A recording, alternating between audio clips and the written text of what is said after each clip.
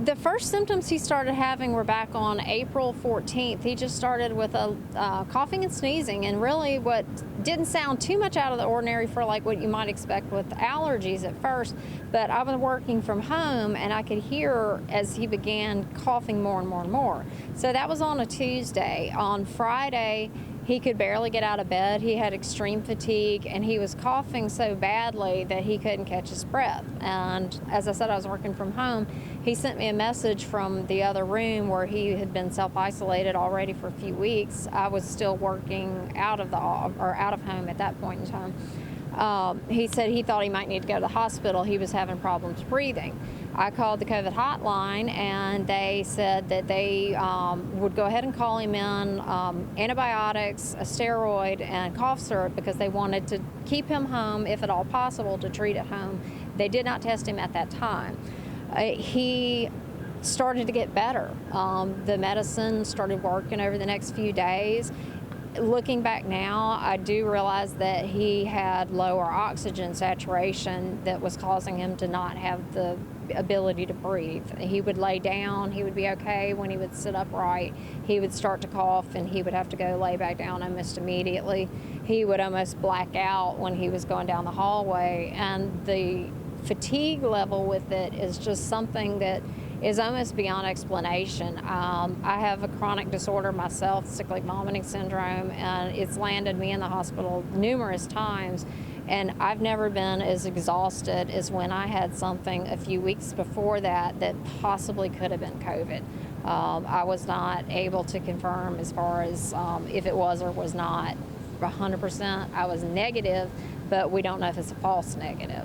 So I don't know if he got it from possibly me, if he got it from running errands. We don't really know where it came from. He got through that weekend. I called his doctor when he finished the first Z-Pack, and he has a history of pneumonia.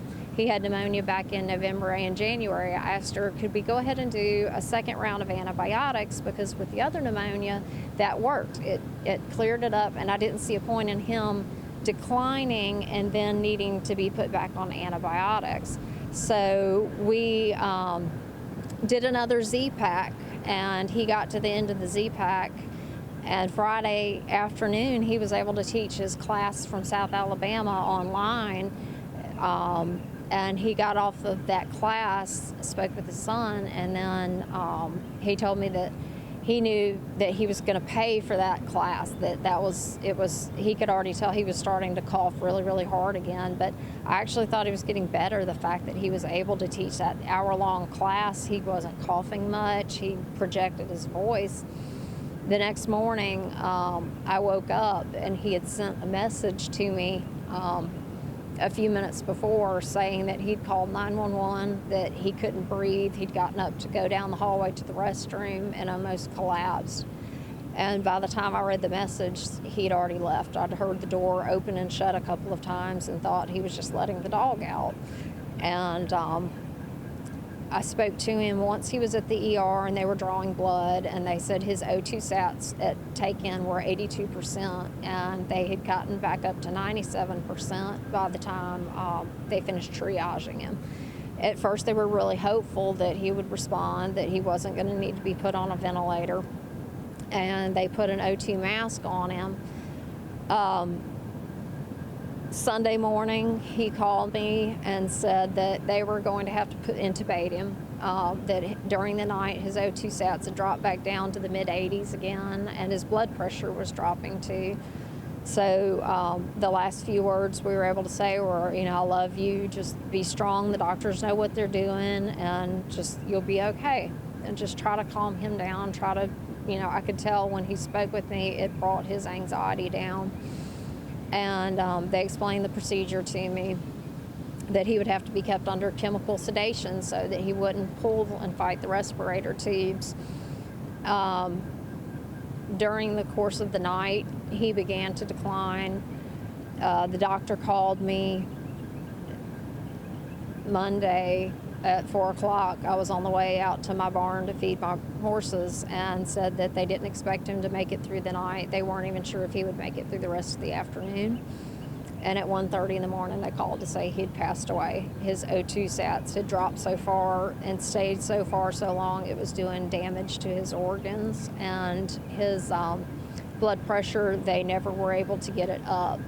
So because COVID is so contagious, family members aren't allowed up there at all, even if it's the end of life. So the patients are in the room, the family, that you can't go to the hospital. There's nothing you can do. They were trying to set up where they could do FaceTime with family, and we never got that far. So the last few words that I was able to say to him were those right before he got intubated. COVID, they don't understand. It's so new. There's no true treatment plan for it. There's no consistent. They were going to start him on an experimental trial drug that has shown some success. They had started proning him, which was flipping him onto his stomach, and that has shown a lot of success with COVID patients with helping with their respiration. And I think that it was too long before he went to the hospital for it to save him. I think that by the time he did go, that it was just too much damage to his body. But one of the most important messages I want people to understand with COVID is that wearing masks, it's not just for your protection, it's for somebody else's protection. Washing your hands, using hand sanitizer. Right now, even if you think it's media overblowing, it's not. It's real when it becomes real to you. Wearing a mask, I know a lot of people laugh about it. I've gone places and see people looking at those of us wearing masks mockingly. And I'm here to tell you, I don't ever want to see another one of my Facebook friends or my family go through this. His family lives in Pennsylvania. They weren't able to say their goodbyes to him. His son was not able to say goodbye to him. And it's things like that I want people to understand, that when somebody has COVID, you don't know how fast they're going to decline or if they will bounce right back. There's no way to know, because we just don't understand enough right now about how it affects certain individuals. So the science of it, they're trying more every day. If you have the ability to donate plasma, if you were COVID positive and you're able to donate plasma, they are looking for plasma donations for COVID patients. If you have a family member, a friend with COVID that you're willing to let them do experimental treatments on at this point in time, I say try it, because that might be what finds the cure and saves other lives. Because he was also COVID positive, one of the hardest things was that his body could not be donated to science because it's so contagious. They said it's the safety factor, they can't do it. So we're having him cremated, and we will do a celebration of life at another point in time when it's safe and when other people would be able to come and enjoy speaking about him. But